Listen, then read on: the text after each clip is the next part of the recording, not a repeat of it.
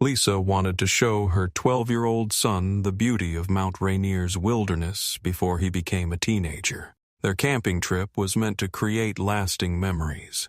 Instead, it created one of the most impossible mysteries in national park history. 6 years passed before anyone found evidence of their fate.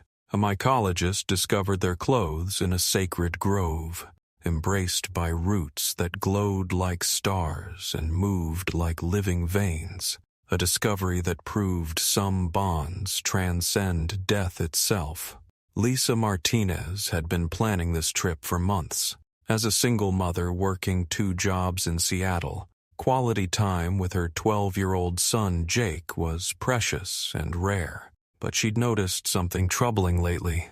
Jake was pulling away, spending more time on his phone, less time talking to her. "Mom, do I have to go camping?" Jake had asked, sprawled across their small apartment couch, PlayStation controller in his hands. "Trevor's having a sleepover this weekend." Lisa paused in packing their camping gear. At 12, Jake was right on the edge of adolescence.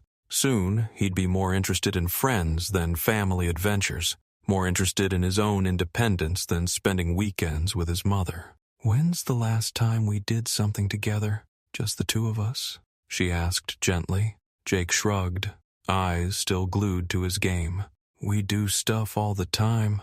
But they didn't, did they? Between Lisa's shifts at the hospital and her evening job at the diner, between Jake's school and homework and friends, they were like ships passing in the night, living in the same small space but inhabiting different worlds. "This might be our last chance before you decide your mom isn't cool anymore," Lisa said, trying to keep her voice light.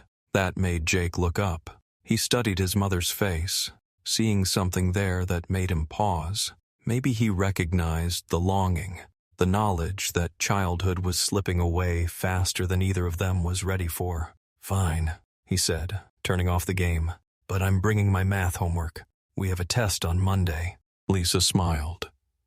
Even when trying to be reluctant, Jake was responsible. She'd raised him to take school seriously, to work hard for the opportunities she'd never had. They left Seattle early Saturday morning in Lisa's aging Honda, Jake's backpack stuffed with textbooks alongside his camping clothes. Mount Rainier National Park was only 2 hours away, but it felt like traveling to another world entirely. "Look at that, Jake," Lisa said as the massive peak came into view, snow-covered even in early October. 14,000 feet tall. Can you imagine? Jake put down his phone for the first time that morning, pressing his face to the window. "It's huge. Like really huge. Your great-grandfather used to take me camping here when I was your age," Lisa said. "He taught me to identify different trees, how to read animal tracks, how to respect the wilderness." "Great-grandpa sounds cool." "He was. I wish you could have met him." They drove deeper into the park, past towering Douglas firs and western hemlocks that had been standing for centuries. Ancient trees that had witnessed countless human stories, some joyful, some tragic, some mysterious. Lisa had reserved campsite 34 in the Ohanapecosh area, near the river where Jake could skip stones and maybe spot some wildlife. The campsite was perfect. Private but not isolated, close to clean restrooms and drinking water. "This is pretty awesome, Mom," Jake admitted as they set up their tent, the sound of the river providing a peaceful soundtrack to their work. "You sound surprised." "Well, your last bright idea was that indoor rock climbing place where I twisted my ankle." Lisa laughed. "In my defense, you were supposed to use the handholds, not try to free climb the wall." "I was testing the safety equipment." "You were showing off for that girl in your class."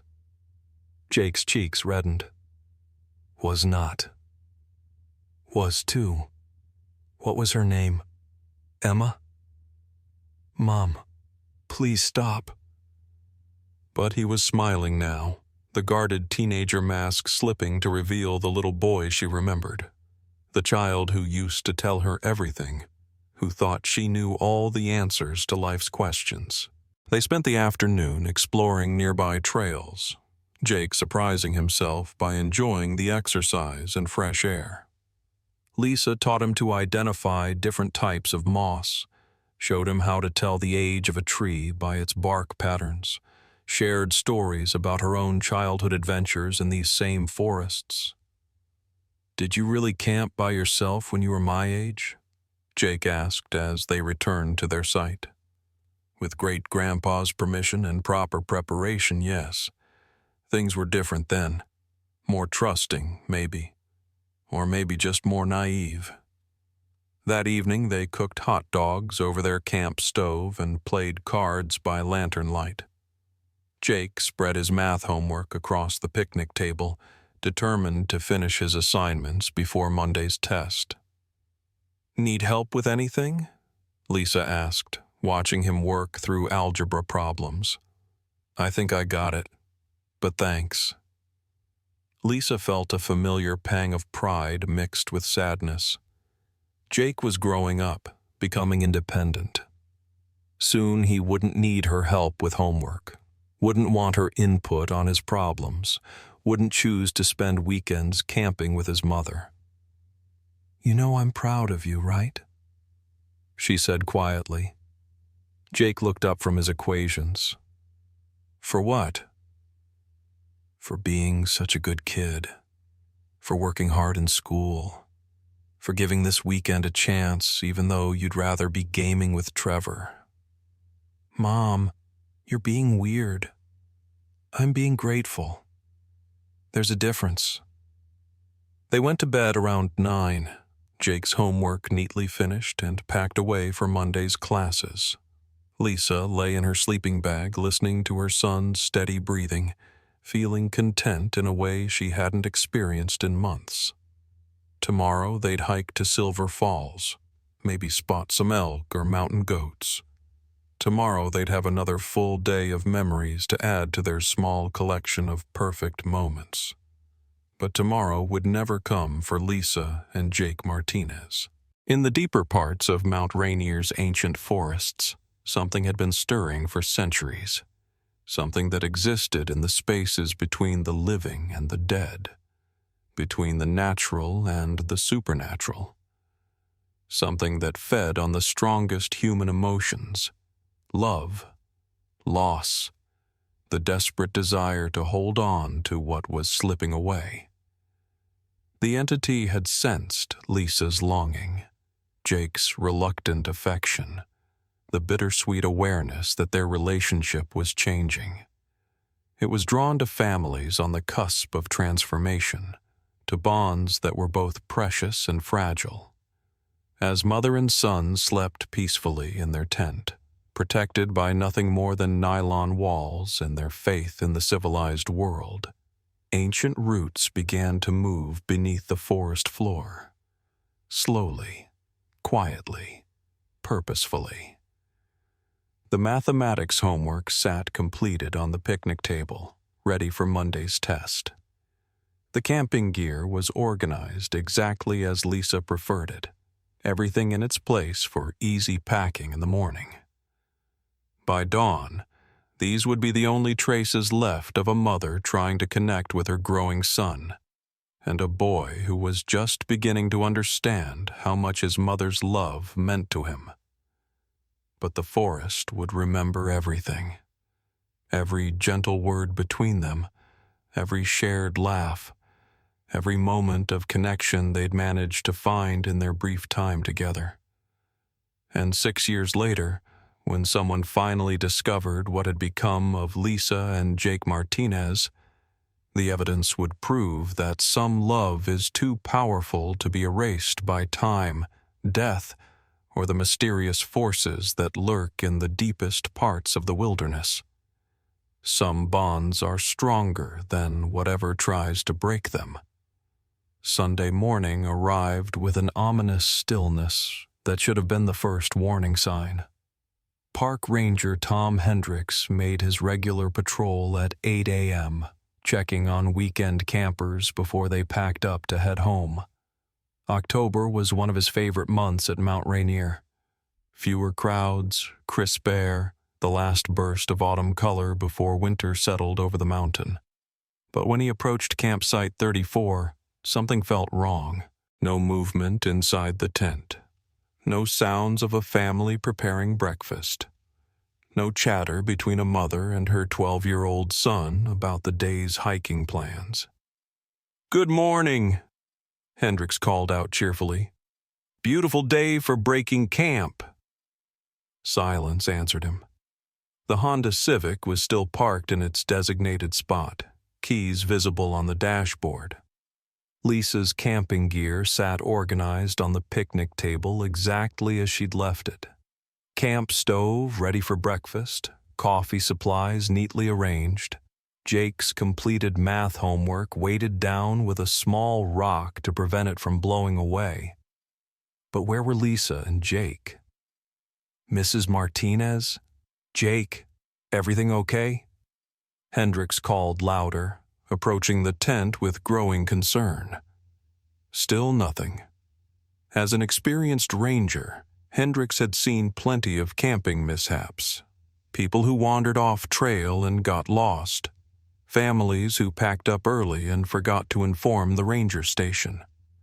Medical emergencies that required immediate evacuation. But something about this scene felt different. More unsettling.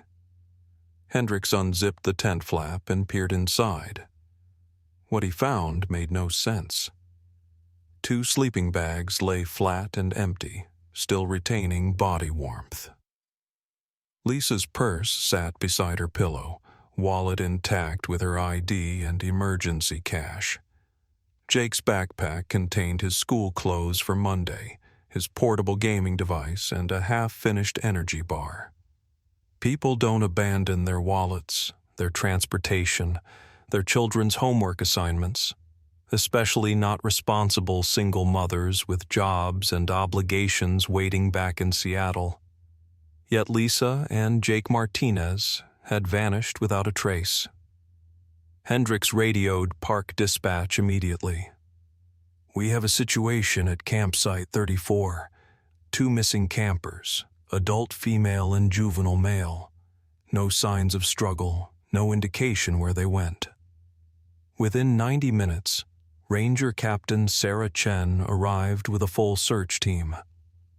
Chen had 15 years of wilderness experience, including several high-profile missing person cases that had ended successfully. But she'd never encountered a disappearance quite like this one. The campsite told a story that defied logic. Everything was perfectly organized, as if Lisa and Jake had simply evaporated from their sleeping bags in the middle of the night. Their hiking boots sat side by side outside the tent. The camp stove was set up for breakfast, with pancake mix and orange juice ready to prepare. "Any possibility they went for an early morning hike?" asked Ranger Williams, examining the surrounding area for footprints. Chen shook her head. "Not without their shoes, not leaving behind a wallet and car keys. Look at this." She pointed to Jake's homework on the picnic table. Algebra problems solved in careful pencil, each answer double-checked in the margin. A responsible 12-year-old's work, prepared for Monday's test at school. This kid was planning to go home today. His mom was planning to drive him to school tomorrow morning. But their plans would never be fulfilled, would they? The search began immediately. 8 trained rangers divided into pairs, each team taking a different compass direction from Campsite 34. The initial plan was straightforward. Canvass a half-mile radius, look for any sign of passage, any clue about where Lisa and Jake might have gone. What they found was more disturbing than helpful. The first team discovered unusual disturbances in the forest floor about 400 yards north of the campsite. Not footprints exactly, but depressions in the pine needles and fallen leaves that suggested something large had moved through recently. "Could be elk," the team leader radioed back. "But the patterns are strange, almost like drag marks, but too organized to be natural." The second team found Jake's Seattle Mariners baseball cap hanging from a branch 8 feet off the ground. The cap was clean, undamaged, positioned as if someone had carefully placed it there. "How did a 12-year-old's hat get 8 feet up a tree?" whispered the ranger who spotted it. "There's no way Jake could reach that height, and why would his mother put it there?" The third team made the most unsettling discovery of all. They found Lisa's watch. It was embedded in the bark of an ancient Douglas fir, not sitting on the surface, but actually pressed into the living wood, as if the tree had grown around it over many years. Yet the watch was still running, keeping perfect time. "This is impossible," muttered the searcher, examining it. "Trees don't grow that fast. It would take decades for bark to envelop an object this completely." The fourth team found Jake's homework folder. It sat on a moss-covered log 3 miles from their campsite, every paper still neatly organized inside plastic sleeves. The algebra problems were completed in Jake's careful handwriting, ready to be turned in on Monday morning. But how had his folder traveled 3 miles through dense forest while remaining perfectly organized? Search dogs arrived by midday. German shepherds trained specifically for tracking missing persons, capable of following scent trails even days old. They picked up Lisa and Jake's scent immediately at the campsite, following it enthusiastically for about 50 yards. Then the dogs stopped. All of them, at exactly the same spot. Not confused, not distracted, stopped. "I don't understand this," the dog handler told Captain Chen. "They're acting like the scent just ends, like your missing people cease to exist at this point." But people don't simply cease to exist, do they? Helicopter searches began in the afternoon. Thermal imaging equipment scanned the vast wilderness areas surrounding Mount Rainier, looking for any heat signatures that might indicate 2 people hiding or injured in the forest. They found nothing. By evening, the search had expanded to include 40 volunteers from nearby communities. Local television crews arrived, broadcasting the story of the missing mother and son who had vanished from their campsite without explanation. Jake's teacher from Roosevelt Middle School drove up from Seattle, tears in her eyes as she spoke to reporters. "Jake is one of my best students," she said. "Responsible, hardworking, never misses an assignment. He was supposed to take a math test tomorrow. He wouldn't just disappear." Lisa's supervisor at Swedish Medical Center described her as the most reliable nurse on staff. "Lisa never misses work. She's got bills to pay, a son to support. She'd never just vanish without calling in." But Lisa was missing now. Somewhere in the vast wilderness of Mount Rainier National Park, a single mother and her 12-year-old son had disappeared, leaving behind only the normal remnants of a weekend camping trip. The search teams found more strange evidence as the hours passed. Personal items positioned in impossible locations. Lisa's earrings discovered inside a solid boulder. Jake's pencil found growing through the center of a living tree trunk, as if the wood had formed around it over many seasons. Each discovery raised more questions than it answered. Each clue made the mystery deeper instead of clearer. On Monday morning, the official search was suspended. The Park Service issued standard statements about how wilderness areas can be unpredictable, how even experienced visitors sometimes encounter situations beyond their control. But Captain Chen couldn't let the case go. She'd seen Jake's homework, still organized and ready for school. She'd imagined Lisa's worry about missing work, her son missing his test. Now those concerns seemed tragically irrelevant. The Honda Civic sat abandoned in the parking area for weeks before being towed to an impound lot. Jake's math homework remained on file as evidence in a case that would never be solved through conventional investigation. But deep in Mount Rainier's ancient forests, something extraordinary was happening. Something that would take 6 years to discover and another lifetime to fully understand. The roots were already beginning to move. 6 years passed.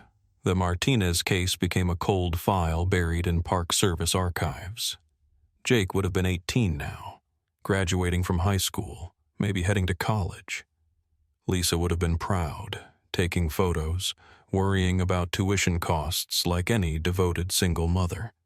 But some mysteries refused to stay buried. Dr. Elena Rodriguez was a mycologist studying fungal networks in old-growth forests. Her research focused on how underground mycelium connected entire forest ecosystems, creating communication networks between trees that scientists were only beginning to understand. Mount Rainier's ancient forests were perfect for her work. Vast, undisturbed ecosystems where fungal networks had been developing for centuries. She had no idea she was about to stumble upon evidence that would challenge everything she thought she knew about the natural world. Fascinating root structure here, Elena muttered to herself, following an unusual formation deep into the Ohanapecosh area. October 2024 brought her back to the same region where Lisa and Jake had vanished 6 years earlier, though Elena knew nothing about their disappearance. The root system she was tracking was unlike anything in her database. Thick, luminescent formations that seemed to pulse with their own energy. They glowed faintly in the forest shadows, creating patterns that looked almost deliberate. "This doesn't match any known species," she said into her voice recorder, documenting the discovery. "The bioluminescence is unprecedented in this region." Elena followed the glowing roots deeper into a grove of ancient Douglas firs. The trees here were massive, their trunks stretching up toward a canopy so thick it blocked most of the afternoon sunlight. But it wasn't the trees that made her stop in amazement. It was what the roots were protecting. Suspended in a web of luminescent roots, about 4 feet off the ground, hung 2 sets of clothing, a woman's hiking outfit and a boy's camping clothes, both perfectly preserved despite years of exposure to Pacific Northwest weather. "This is impossible," Elena whispered, approaching the suspended garments carefully. The roots had grown around the clothing like protective cocoons. They pulsed gently, rhythmically, like a slow heartbeat. The fabric should have rotted away years ago in this damp climate, but instead looked as if it had been hung there yesterday. Elena examined the root structure more closely.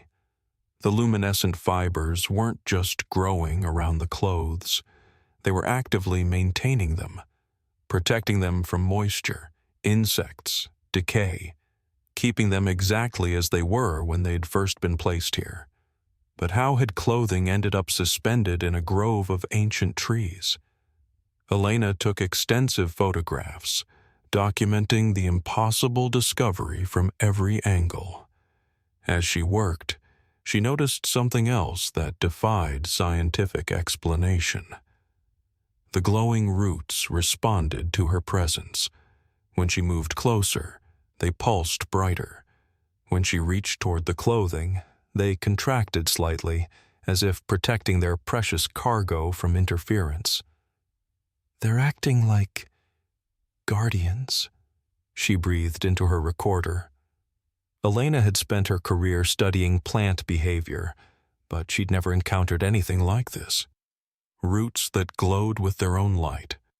Fungal networks that seemed to make conscious decisions about what to preserve and what to let decay. She carefully collected samples of the luminescent material, though the roots seemed reluctant to give up even small pieces of themselves. Under her portable microscope, the tissue showed cellular structures unlike anything in existing botanical literature.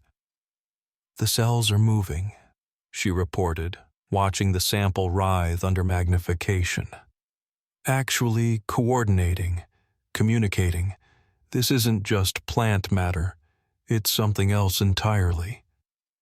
As evening approached, Elena prepared to leave the grove, but the clothing suspended in its web of glowing roots called her back.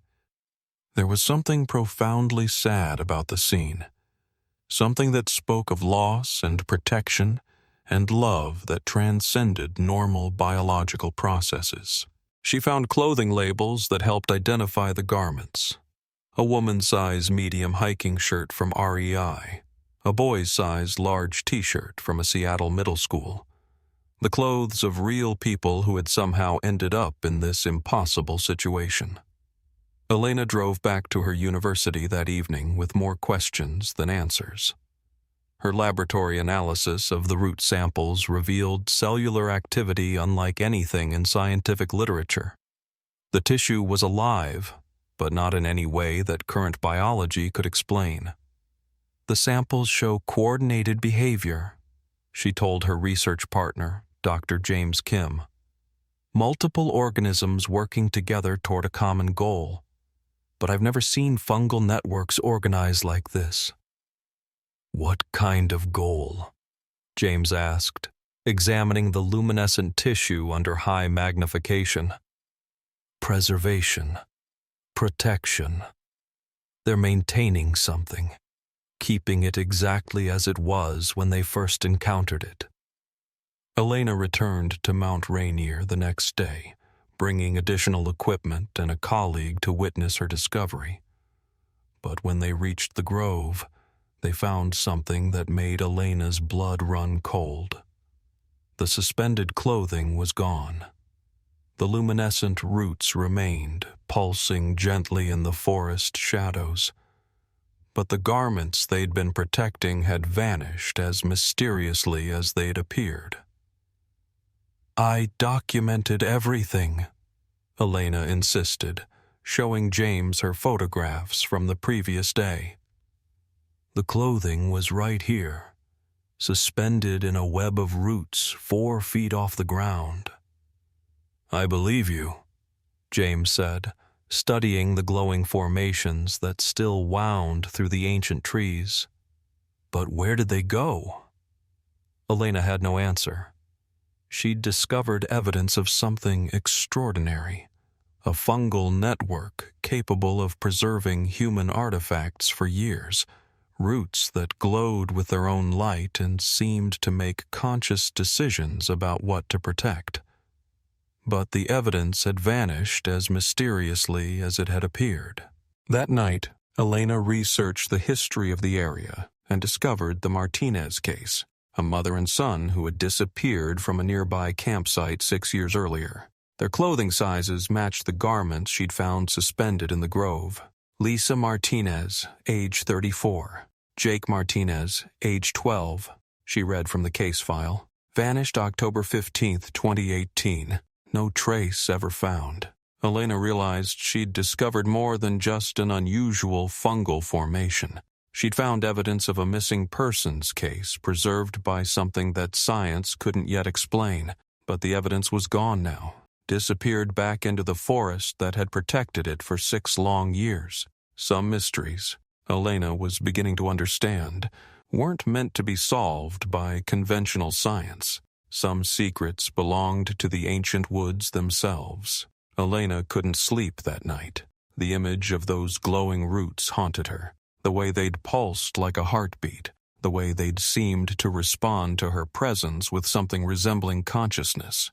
She returned to Mount Rainier the next morning with specialized equipment. If the luminescent formations were still active in that grove, she needed to document their behavior more thoroughly. But what she found challenged everything she thought she knew about the natural world. The grove was different. The ancient Douglas firs seemed to lean inward, creating a natural cathedral in the forest. And suspended once again in the web of glowing roots, 4 feet off the ground, were Lisa and Jake's clothes. "They came back," Elena whispered, setting up her cameras. But this time, something else was happening in the grove. The luminescent roots weren't just preserving the clothing, they were creating something new. Elena watched in amazement as the root formations began to shift and change. The glowing fibers wove themselves into recognizable shapes: a woman's silhouette, a boy's smaller form, rough outlines made of living light, suspended alongside the preserved clothing. "This is impossible," she breathed, recording everything on multiple devices. The root figures began to move, slowly, gracefully, like dancers in an underwater ballet. The woman's shape reached toward the boy shape. The boy shape leaned against what would have been the woman's shoulder. Elena was watching a reunion, a mother and son, recreated in bioluminescent plant matter, embracing in a grove of ancient trees. "Lisa," Elena called softly. "Jake?" The glowing figures turned toward her voice. For a moment, Elena could swear she saw faces in the luminescent patterns, a woman's gentle expression, a boy's curious eyes. Then the figures began to fade, dissolving back into the root network that connected the massive trees. But before they disappeared completely, Elena heard something that made her question her own sanity. Voices, faint but unmistakable. A woman's voice and a boy's voice, having a conversation in the space between worlds. "Are you okay, sweetheart?" Lisa's voice, soft with maternal concern. "I think so, Mom. This place is weird, but it doesn't hurt." Jake's voice, still carrying the inflection of a 12-year-old, even after 6 years in whatever dimension he now inhabited. "The roots are protecting us, keeping us together. Will we ever go home?" A long pause, then Lisa's voice, sadder now. "We are home, Jake. We're together. That's what matters." Elena listened in amazement as the conversation continued. Mother and son, discussing their existence in a realm between life and death, between the natural and supernatural. "There's someone here," Jake's voice said suddenly. "Someone from the regular world." "Can you hear us?" Lisa called out, her voice directed toward Elena. Elena's hands trembled as she answered. "Yes, I can hear you. I'm Dr. Elena Rodriguez. I've been studying the root formations. The roots found us the night we disappeared," Lisa explained. "We were walking back from the river when everything changed. The forest invited us in, made us part of itself." Are you dead?" Elena asked, the question feeling strange on her lips. "Not dead," Jake answered. "Different. We exist in the spaces between things now, between the trees, between heartbeats, between one moment and the next." Elena tried to understand what she was experiencing. As a scientist, she should be skeptical, but the evidence was overwhelming.